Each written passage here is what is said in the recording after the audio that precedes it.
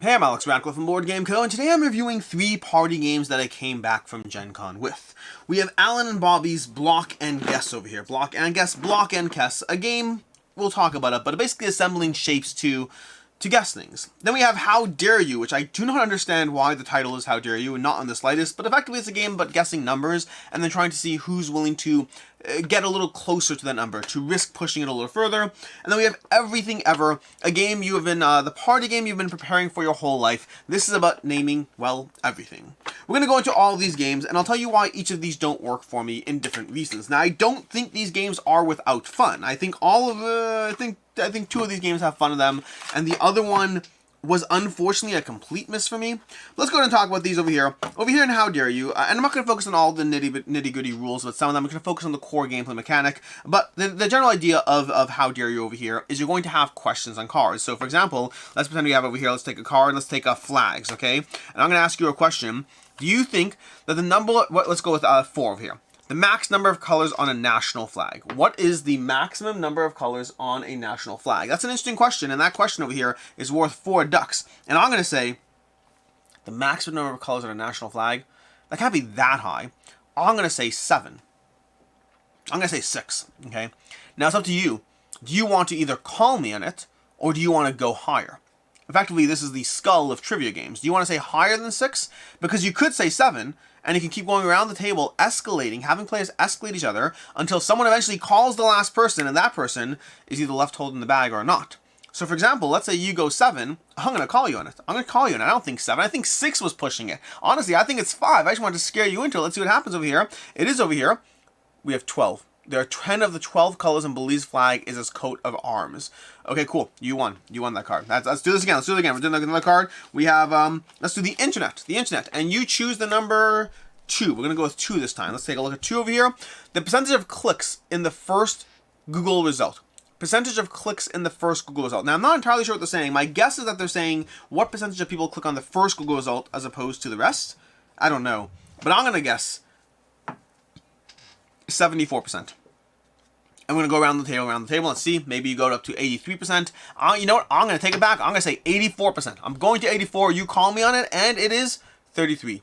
Less than 10% of users advance to the next page of results. So 33% on the first result, and less than 10% of users go to the next page. So I knew barely anyone goes to the next page. I knew that. But I'm surprised it's only 33%, so I was horribly wrong. I'm not very good at this game. That's why I don't like it. But that's the idea. You have hundreds of cards over here, 100 cards, I don't know the exact number, each of them with 6 different questions, and the general idea is they each worth different number of deaths, okay? A percentage of your blood that you can lose before you die. Ooh. You can lose 40%, I'm going to guess. 40, whoa! Okay, I'm glad we kept going. I redeemed myself. That was pretty precise. Either way, that is basically how you play How Dare You. So, what's my opinion of How Dare You? Opinions, thoughts, reviews, all that stuff. It's fun.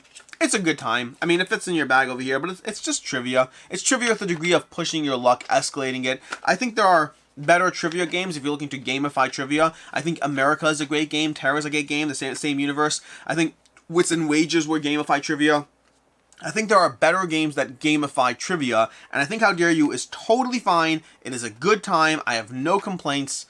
I also almost already forgot that it existed, but it's good. It's fun. It just doesn't stand out, and I do not understand the title. From there, let's go to Alan and Bobby's Block and Guess, because this one actually irritated me because I was so excited to play this one. This one over here has you going with all these cubes over here. We have this deck of cards over here. We have our point tokens in here, which I'm not going to get into all the point token stuff, but I will take all these blocks over here, because what you're going to have is you're going to have teams of people, and you could do this as a 3-player game, but realistically you're playing with 2 teams of people, and you're going to have your teams, and then you're going to go ahead and let's go ahead and grab some cards over here from this bag, because we need the cards. We're going to go ahead and grab our number cards over here. So we're going to put our number cards like so. These are not the number cards. These are the trick thing you need to do. So we're going to go like that. Let's shuffle it up. So there we go.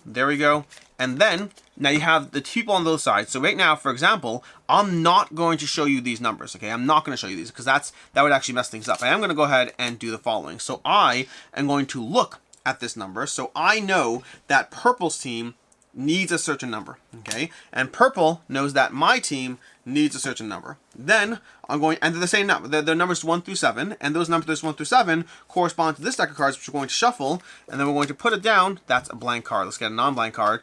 we're going to place this down over here. So we're basically just trying to get these cards. So this team wants one of these 7, and this team wants one of these 7, and they each know what the other team wants, but they could even be the same thing because they have their own separate number decks. But in the meantime, we're going to add a variant, which is each builder receives 2 blocks instead of the usual 3.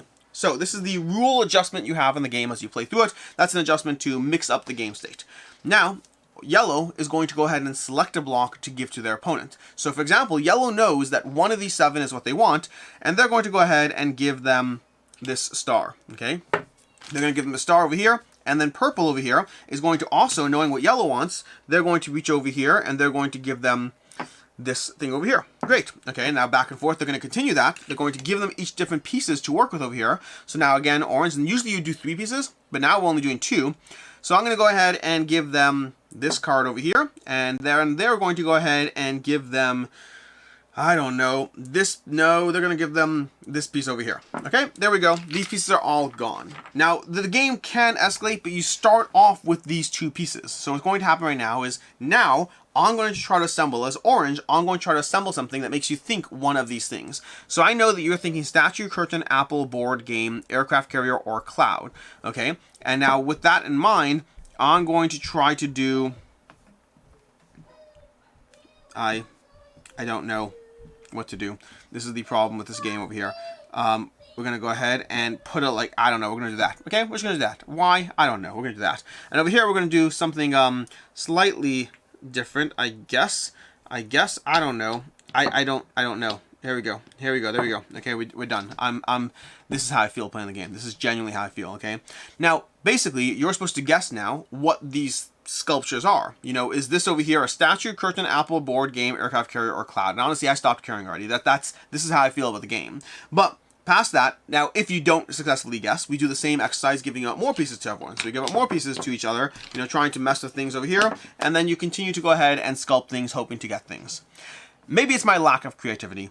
I did not find this fun at all. By the way, it's 4 over here is board and 7 for cloud. So we need to get a cloud and a board, and I don't know how you're supposed to do it with all these. I'm just not creative enough. I did not like this game. The principle, the premise of it, I really enjoyed.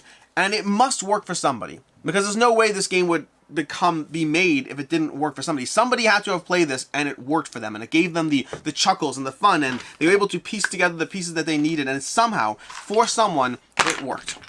I'm not that somebody. I thought this was frustrating, not particularly, I thought the idea was clever. It didn't work for me. That's what I'm going to say. It must have worked for somebody. It did not work for me. That is Alan and Bobby's Block and Guess. And it is a very intriguing premise for a party game that I did not personally find satisfying. And this may be the last time that I personally open this box. Anyways, moving on to the last one. The last one is going to be Everything Ever, and Everything Ever is coming to you from Floodgate Games. So we got these 2 over here. I'm going to pop those over there.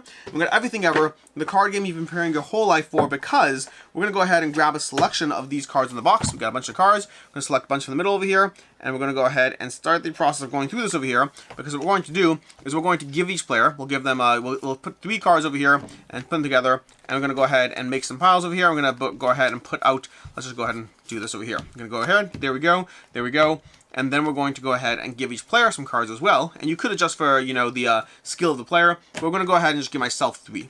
So on your turn, you're going to do one of 2, you're going to do 2 things, but it's the same thing twice effectively.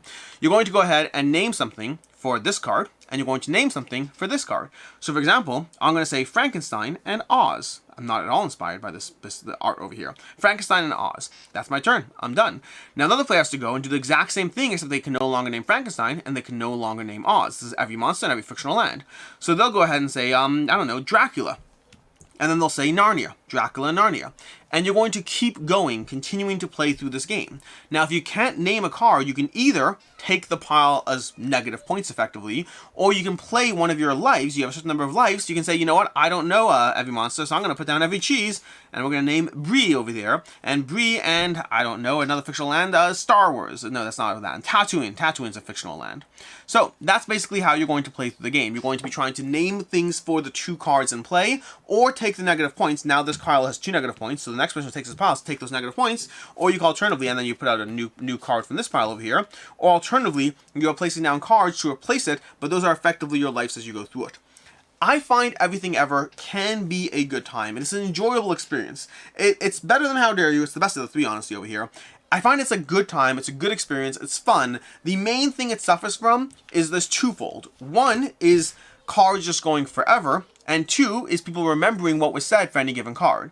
That monster thing, like sometimes you get something like, I don't know, like you might have every indoor sport over here, and then those sometimes do run out a little faster. But when you have something like every monster, every fictional land, honestly the 2 cards you started with, sometimes the amount of things you could do here just goes on for so long, and it's just an issue of like how much time. And I think they say, if I recall correctly, they recommend giving players 10 seconds, not more than that.